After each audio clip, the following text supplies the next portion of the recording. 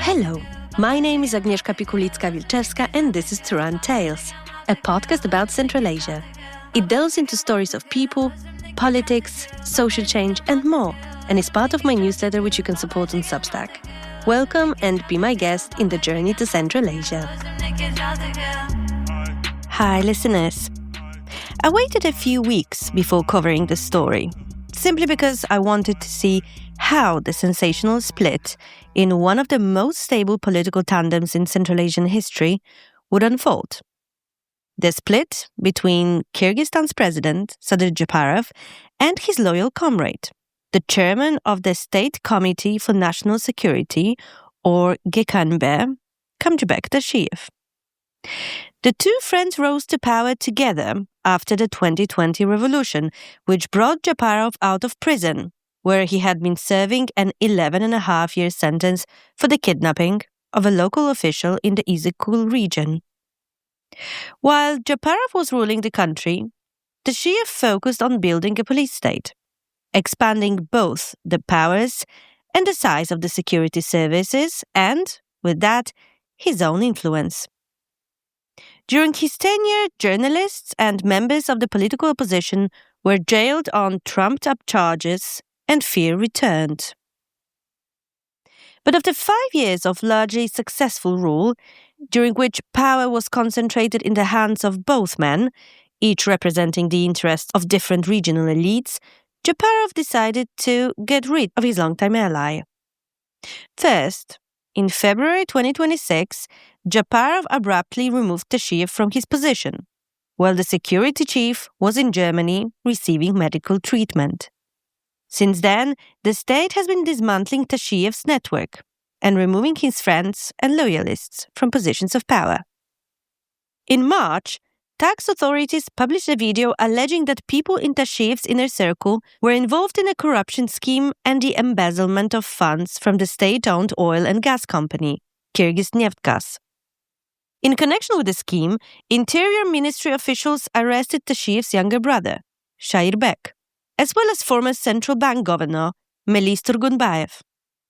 It is still unclear whether the authorities will go a step further and arrest Tashiev himself. What is clear is that Japarov has begun consolidating his power. In this episode, we will look at how the tandem came to power, what their rule looked like, and what the possible reasons for the split might be.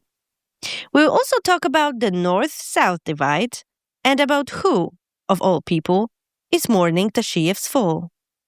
Joining us is Aksana Ismailbekova, a Kyrgyz anthropologist and research fellow at the Leibniz-Zentrum Moderner Orient, whose work focuses on kinship, ethnicity, patronage, conflict, and gender in Kyrgyzstan. She is the author of Blood Ties and a Native Son, Poetics of Patronage in Kyrgyzstan, published in 2017, and Migration and Welfare Austerity, Mobilizing Kinship for Care, Welfare and Development in Kyrgyzstan, published in 2026. Welcome to Turan Talks.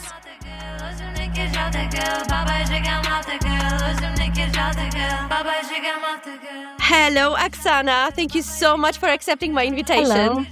I'm very glad. Nice to meet you. Nice to meet you. And nice to see you for the first time. Yes. So we are meeting today to talk about a very important change in Central Asia in the recent months, a split of one of the most consequential political alliances in Central Asian history, a tandem between Sadyr Japarov, the president of Kyrgyzstan, and Kamchybek Tashiev, who until recently was the head of the security services. But before we get to discuss the consequences of the split and the conflict possible, let's maybe talk about how it all started. When did Japarov and Tashiev, a man from the north, so Japarov, a man from the north, and Tashiev, a man from the south, first met and forged the relationship? Thank you for your interesting question. I just wanted to inform you in advance that all the analysis that I will be providing today is based on my anthropological knowledge. So it's very political anthropology perspective. So first, the tandem between Japarov and Tashiev was not formed by a single meeting. Instead, it developed gradually through shared political trajectory, shared nationalist ideology, political struggles, activism, and ultimately their joint return to power. So I just want to highlight very few key factors that forged their tandem. First, both Japarov and Tashiev built their political identities around nationalism, strong nationhood. So their political relationship can be traced back to late 2000s during presidency of Bakiev. At that time, both Japarov and Tashiev were active nationalist politicians, and later, after 2010, both men moved into opposition roles, facing similar political challenges, and as a result, all these political challenges have strengthened their political alliances. And of course, both of them were engaged in activism, like joint participation in Kumtor protest. And then both politicians faced legal troubles, imprisonment, and these shared experiences created kind of a sense of loyalty, and by this way deepening their bond further. And of course, during the unrest in 2020, we see how both of them returned to the center of power. This moment transformed their long-standing cooperation into a dominant political tandem in Kyrgyzstan. So these are kind of a brief highlights. I think one of the important moments in the history of this tandem and this friendship was the famous kidnapping of an official in the Izikul region in 2013, after which Japarov left Kyrgyzstan and toured different countries, including Russia and Turkey. He was meeting with migrant workers from Kyrgyzstan abroad and building his support base. He returned to Kyrgyzstan in 2017. He was arrested, sentenced to 11 and a half years of imprisonment for the kidnapping. And then until the revolution, he was in prison. So do we know what Tashiev was doing during this whole time when Japarov was away and then when he was in prison before he got out during the revolution? I have asked a few of my informants about what Tashiev did when Japarov was away. And apparently, Tashiev didn't completely disappear from politics, even during these periods when he was less visible nationally, yet he was still kind of preserving networks, maintaining influence, keeping Japarov politically alive, ultimately positioning both of them to turn a national crisis into a successful political comeback for both of them.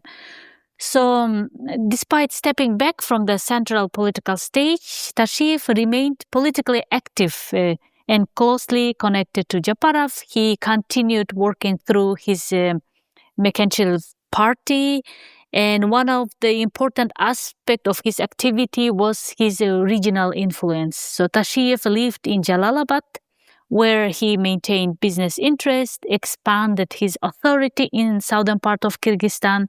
He regularly invited local people, community members, leaders to events, strengthening his personal networks and building his political base there. And another thing is he has been actively supporting Japarov during his imprisonment, which helped him remain engaged, Japarov, and making him visible during politically sensitive moments. So Tashiev would always frame Japarov imprisonment as a kind of a political issue, and despite the fact Japarov was still in prison, Tashiev kept his name relevant in political discourse. And Tashiev personally went to the penal colony in October 2020 during the post-election unrest and helped secure Japarov's release, which marked the beginning of their a rapid return to power. Yeah. So, in other words, he has been quite politically active, even though not publicly, but still he was a passive activist. But do you think that the relationship between Japarov and Tashiev was just a political alliance, or was it a real friendship? Maybe later I wanted to tell more about this, that this relationship, I still believe there was some definitely rational relationship between it's about power, but there should be some level of intimacy or emotional kind of a support, considering the fact that they have been going through all these challenges and activism and being in opposition, shared the difficulties. I think these all create kind of emotional sense of bonding. But I can also tell you more about this later. Okay, so let's go back to it later. So now I would like you to explain to the listeners who are not very familiar with Kyrgyz politics about the North and South divide. Because when we say that Japarov was a man of the North and Tashiev was a man of the South, it might sound just like, like a regional divide, that somebody comes from whatever, like one city and another person from a different city. But in the context of Kyrgyzstan, this actually has a really big importance. Can you explain to the listeners what kind of importance it has? About the North-South division, so Kyrgyz politics has been shaped by North and South divide among elites, but not among ordinary people. So it's very important to differentiate elite level and ordinary people.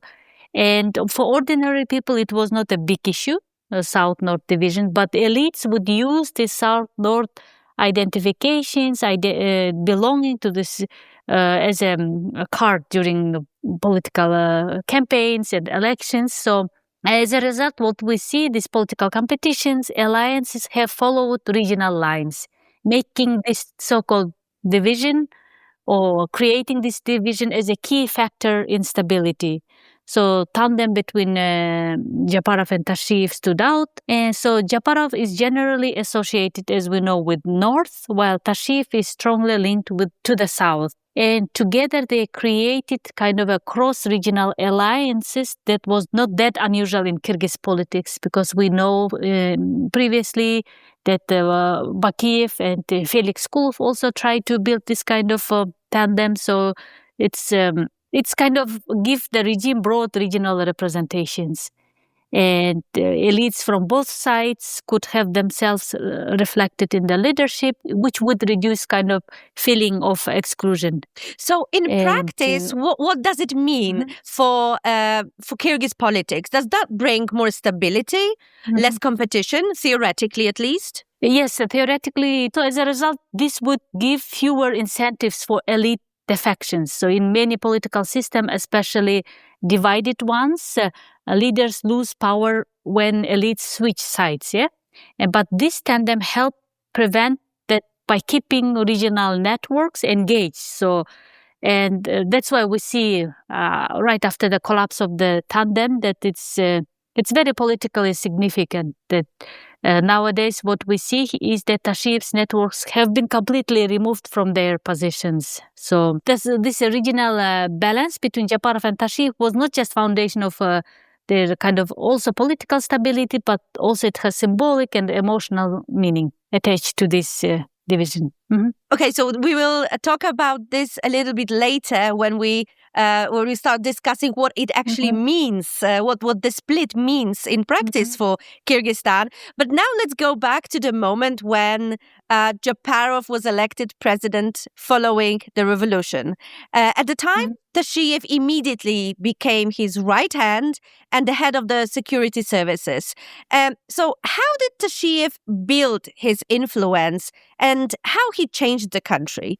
I can say from my perspective as a journalist what it looked like to me. And I think that Tashiev's time was one of the most scary for journalists because many people landed behind bars. Many people were not granted accreditations, which actually wasn't that common in the past. And we kind of felt that the red lines are shifting, that much less is possible for us.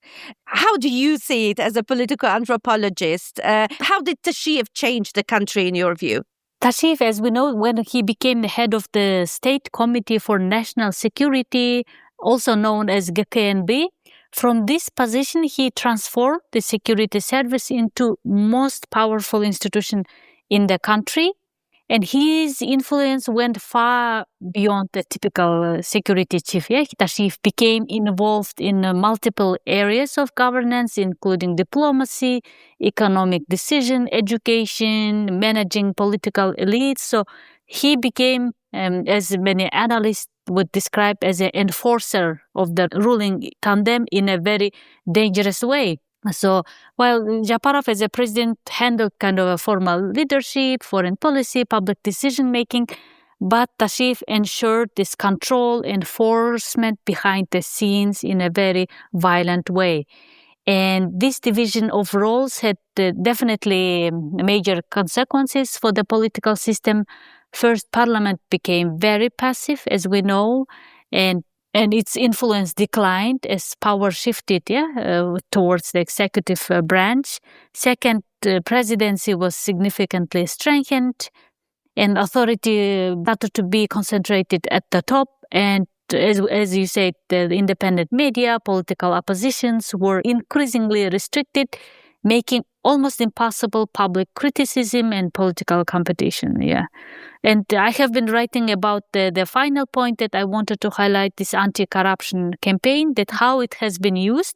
I have written a lot about this anti-corruption campaign during Tashiev time, and it usually, instead of relying on fully transparent legal processes, it often worked through informal methods, especially a practice known as kusturizatsiya, which means forcing individuals, businessmen, politicians to return forcefully, violently, so-called stolen assets to the state. And we don't know whether these assets were transferred to the state or to the pocket of the GKNB members. So now we see the complaints of the businessmen openly claiming that they had to give a lot of their financial resources to Tashiev and his network. And now it's under investigation.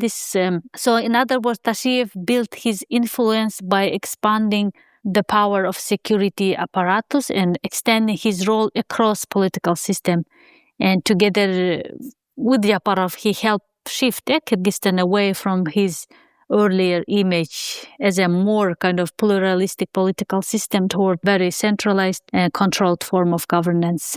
Well, that was actually one of the biggest changes, especially for somebody who worked in Kyrgyzstan as a journalist, that a country that was always very welcoming and full of foreign journalists suddenly turned into a fortress, I would say, because most of our colleagues, journalists, left the country. That included the majority of the local investigators, who were one of the best in the region, basically, because of all the years that they actually could do their work and investigate corruption and human rights abuses in the country. 6 years of the rule of the Tashiev-Japarov tandem, we see a country that is completely changed. So I wanted to ask you about the possible reasons why the split happened, because we started hearing some rumors about the possible conflict between Tashiev and Japarov about a year ago. And in the beginning, there were just rumors, and then they started materializing, especially after the last parliamentary election, when we saw that people supporting Tashiev or the Tashiev network won a slight majority compared to the people supporting, or the elite supporting Japarov. Do you think that the struggle for power might have been a reason behind the split, or was it something completely different? Apparently, for this conflict, there are several deeper layers that exist, and they're all interrelated. One is the broken tandem was not caused by a single event. It reflected combination of power concentration, political ambition of each politician, policy, and future electoral calculations. So together, these factors all made this coexistence of two strong leaders increasingly difficult to work together. Because first Tashiev had evolved into alternative center of power. As a head of security service, he controlled very strong institutional base. Over time, this made him more than just a partner. He became a figure with independent influence. He became very influential, which can be considered risky in a centralized system. And second, there is the issue of so-called letter of 75 ex-politicians. And this was a public appeal calling for early presidential elections. And many observers saw it as a test of political strength. Some also viewed it as an attempt by people close to Tashiev to explore a possible succession scenario. And there was also policy disagreement. For example, Tashiev more hardline nationalist rhetoric on sensitive issues sometimes complicated Japarov's kind of diplomatic efforts. And as a result, we see this has been creating tensions within the leadership. And finally, this 2027 election is approaching, and Japarov may have decided that the second center of power for him was too risky. So it's a kind of a combination of different interrelated reasons that caused this split between two. Hey, quick little break. Thanks for listening to Turan Tales. We're a tiny independent show supported by listeners like you. If you like our work, you can get a paid subscription at turantales.substack.com/subscribe or buymeacoffee.com/turantales. Okay, back to the episode. Last week, Kyrgyz media published an investigation showing that Tashiev was responsible for a huge embezzlement of funds from the state oil coffers. And a similar investigation was previously published by Bolot Temirov, a very well-known Kyrgyz investigative journalist who, in response, was stripped of his Kyrgyz citizenship, deported to Russia, while his wife and fellow journalist was charged for 6 years of imprisonment for calling for mass unrest. Now, it turns out that what Temirov was writing about was true. And on March 23rd, so not long ago, his wife, Mahabat Tashiev, was released from prison, and her sentence was replaced with a travel restriction. So, firstly, do you think that something is changing when it comes to human rights and freedom of speech, or is it just a way to use the media and journalists against Tashiev and to fight Tashiev using this kind of investigations? With this case, Mahabat Tashiev, of course, she has been released. However, as you say, she's still under travel restriction, and the case has not yet been dropped out completely. So, of course, this is good kind of a decision, but this hasn't changed the overall situation. And, for example, the broader picture remains quite strict, and media laws are tightened in 2025, and the outlet club was again labeled as extremist in March. International organizations continue to report growing pressure on independent journalism. So here, in conclusion, I would say it's a kind of it looks like a small tactical step further, but not yet a political kind of opening. I would see it as a kind of a correction in one case, but I am very hopeful that it will change for a better in the future. I am very hopeful. But at least we see some movement in that direction. So far, there has been a lot of complaints, a lot of voices, and I miss Kyrgyzstan having diverse voices, very critical voices. And now I have started seeing this slowly, but with caution. Yeah, so hopefully it will change. Tell me, can I ask you a question about your work in Kyrgyzstan and you as a political anthropologist? How has your work changed during the Tashiev tenure? Has it become more challenging and more maybe risky for you to go back to Kyrgyzstan? In my case, fortunately, I have many other projects, not really related to political situation in Kyrgyzstan. I have been mostly working on migration, so I could continue my research, I could do my work there, but the focus was different. And I just, now you asked me about my work, what I have found while again coming back to this political situation in Kyrgyzstan. Recently, I saw kind of a striking scenes. A woman in southern part of Kyrgyzstan was crying when Tashiev was removed. And at first glance, this may seem surprising, yeah? Why, especially in a system that is often described as authoritarian. So why do people express such strong emotions? And from a political anthropology perspective, I can say that power is not only institutional, it's also very emotional. So leaders like Tashiev are often seen not just as politicians, but as protectors, as patrons. And for many, this creates a sense of personal connection, loyalty, not just the political support. And emotions like crying can express loss and uncertainty. And when powerful figure disappears, people may fear this losing access to protection, resources, and stability. So this reaction is not only about the individual, but also what he represents. Yeah? And even in authoritarian setting, people are not simply passive. Emotions can be a form of political expression.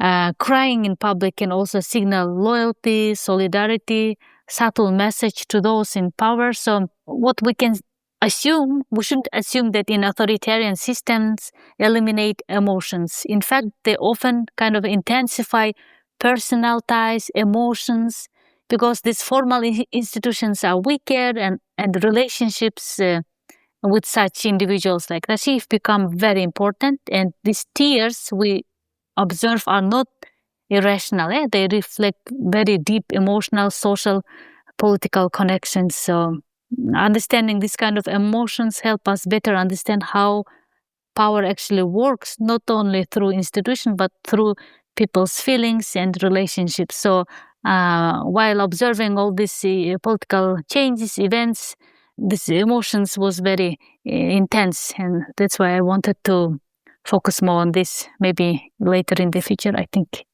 I will come back to emotions.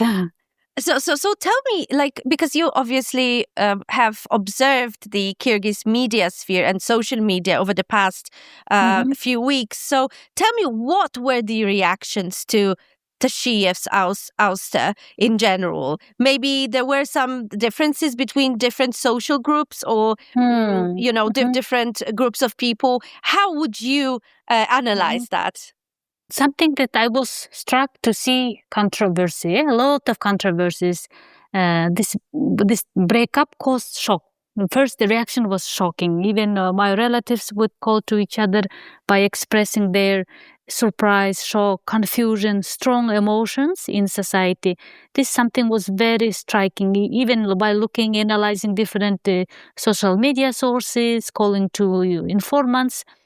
And people would interpret this kind of emotional situation in a different ways. If you call the informants in southern Kyrgyzstan is different compared to northern part, and it was really contrasting. Yeah, stability versus fear, chaos, justice versus unfairness, and this was a lot of information. I didn't know how to analyze a lot of diversity of voices.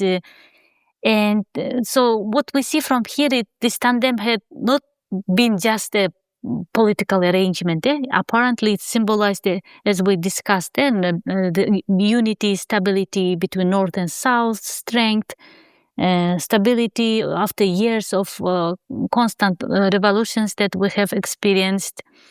And Japarov was in kind of legitimacy, Tashiev as a horse and security, yet despite we see a lot of different kind of voices, and all the reactions were divided, of course, for obvious reasons. But some people felt loss and instability. Others felt relief, and rumors and uncertainty increased. So this event became a moral issue as well. Some saw Tashiev's removal, especially when he was ill, unfair, and disloyal. Others it was good decision and very supportive. And so overall, this breakup was not just political. So it was symbolic, emotional, moral. And I just wanted to highlight that how people understand power and instability and change in Kyrgyzstan through different kind of emotional expressions. And maybe it was lots of information that I had to look through, but it was very diverse. That's very interesting, because the way people in the West think about it, or even journalists like me, we mostly focus on issues like human rights, like media freedom, and obviously, I mean, I'm also guilty of the bias because journalism is my work. So if something happens, like like this Tashiev Japarov tandem, which is starting to control the media sphere, automatically for me it's a threat. And for people who, just like me, really care about freedom of speech. But some people, as you just said, treated this as a source of stability. So maybe can you tell us, our listeners, a little bit more about how people in Kyrgyzstan in general see power and why this stability was so important for people to feel? The way how I view, as I said, as a political anthropologist, politics in Kyrgyzstan is very highly personal. And it's not only fully based on strong institutions, because living in Germany, I know that what institutions mean. And I experience living when institutions are strong in everyday life in Germany. But instead, the political situation in Kyrgyzstan is quite different. It's based on networks, personal loyalty, control over power structures. So maybe this tandem looked stable from outside, but what we see here, that informal deal between two powerful men didn't work out. And short term, of course, what we see here, the outcome is more power is now concentrated in Japarov's hands right now. But the question is, to what extent in the medium term, this might be also a risk, because breaking balance between North and South by a weakening informal agreement that kept elites together, Japarov might be making the system less stable in the long run. So we will see. But nowadays we see that Kyrgyzstan looks more controlled, but at the same time I see more kind of a fragile, less resilient in the future. So if we have a lot of this kind of critical voices, public opinion, whether good or bad, critical or not, but we need a lot of voices from the region to analyze, to go through what's going on there. And so that's why I think it's important to look different kind of voices and analyze what's the meaning behind. And by this way, having a broader picture of the political system in Kyrgyzstan. So for the moment, from what you can see, what has been the reaction of the elites close to Tashiev? His reaction has been quite humble for now. Do you think it's just a pose, or maybe he's planning something? What do you think is happening now in the Tashiev camp? From the way how Tashiev looks like, he is now giving the image of being pious. So this is my personal opinion, but in the future he might play the card of religion, Islam. Because now we have a young generation of Kyrgyz who are pious. And I think in the future this religion, Islam, might play quite crucial role in case if Tashiev wants to, for example, to be in political sphere again. So this is something how I observed from what people have been discussing, how they were treating him. This is one thing. And from what Japarov has been, again, working on consolidating his own power so far, hiring or recruiting more loyal people to his team. So we will see how things develop, but this is my kind of idea or thinking that in the future Islam or religiosity will be another factor that will join this political sphere. Mm-hmm. And do you think that for Tashiev and for his elites and for his circles, this decision to remove him was a surprise or was it expected? I think it was a surprise. Maybe there has been some discussion behind the doors, threatening, but I think Tashiev, maybe he was not aware that he might face this kind of consequences. Of course, we see everything from what was published in media, so it was for him definitely a surprise, especially considering the fact that he was removed when he was in Germany. But I assume that there has been behind the doors discussions that this might come in the near future. And why do you think this decision was made when he was abroad? Was it because when he was abroad, he was kind of weaker and he couldn't immediately respond? Or was it just a move that was practical at the time? I think it's both. I think it was definitely practical, as well as he wouldn't immediately respond, mobilize his security forces. So, and it was a perfect time to remove when he was away, when he couldn't do anything. And all the changes in the personnel was also within a short period of time, so that he couldn't even manipulate anything. So it was very fast. All the decisions, all the removals from the power was quite fast. And the whole replacement processes was also quite fast. So to just explain it to our listeners, basically when Japarov was removed from his position, all the people that were close to him and from, his supporters were also removed from their positions, and new people close to Japarov replaced them. Then recently the case was launched against Tashiev regarding embezzlement of state funds. What does the whole situation tell us about Kyrgyzstan? And what can we expect next? Because we know that Kyrgyzstan is no stranger to revolutions. It's no stranger to upheavals. And it seemed to me that people really appreciate this moment of calm. So now when this relative stability is sort of challenged, what can we expect? Is it that this maybe social contract between Japarov and the people was sort of broken, or at least partially? How shall we read this? One thing what we see from these events is that Kyrgyz politics is very dynamic compared to other neighboring countries. Yeah, it's still, despite all this authoritarian framework, we see dynamism. And this is something that I personally appreciate, that people have voices. They are not afraid. People are not afraid of expressing whether good or bad, critical not, but still so many voices are there and to be heard and to be analyzed.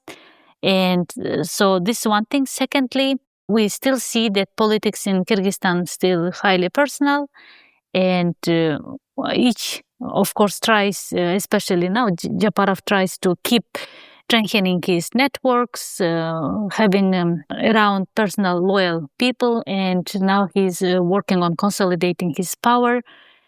And there will be also elections, which will also add new dynamism into the political situation in Kyrgyzstan. So we can just, at this stage, it's maybe we can divide into two stages. First is short term, what would happen in the near future, that we will be preparing for the elections in 2027, where different voices would also come and challenge. Maybe there will be some challenge from Tashiev's side, because we somehow expected that this might happen after Ramadan, after this Ramadan period, but this have not started yet. So, and stability is important. It's good that we have now a stable situation, but at the same time, we should be also be cautious and observe the situations, how it will evolve in the future, because Kyrgyz politics is also quite unpredictable and it can also change within a short period of time.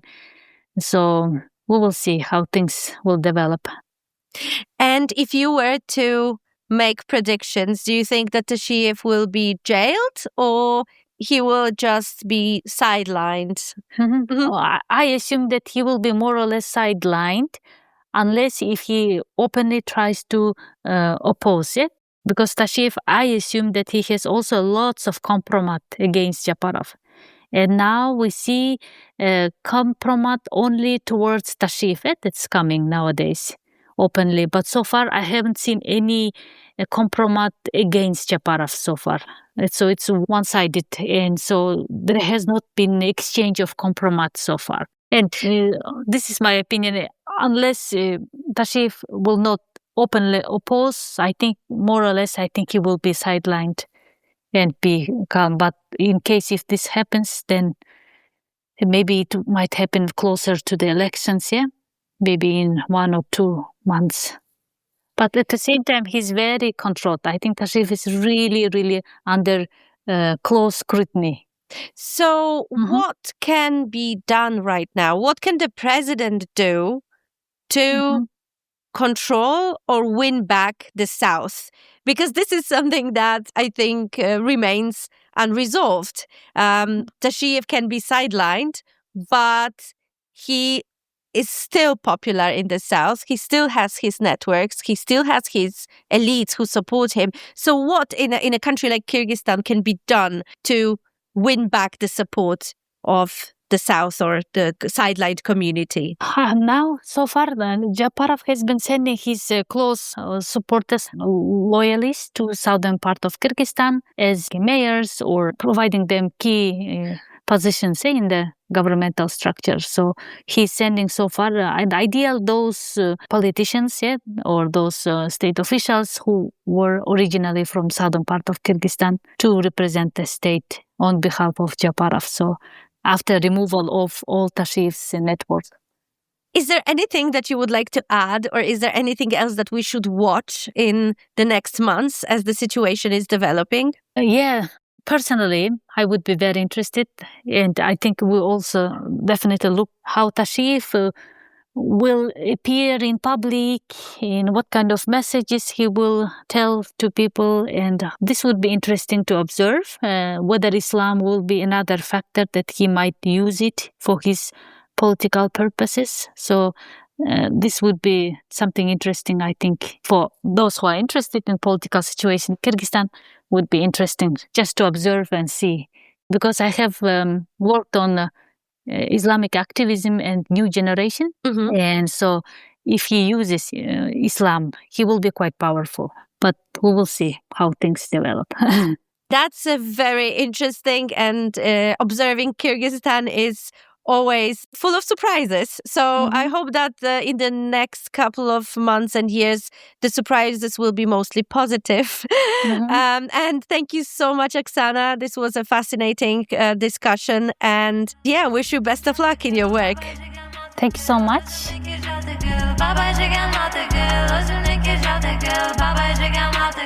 That's it for today. Thank you for listening, and please subscribe to Turan Tales on Substack. I look forward to meeting you there and on my newsletter's social media.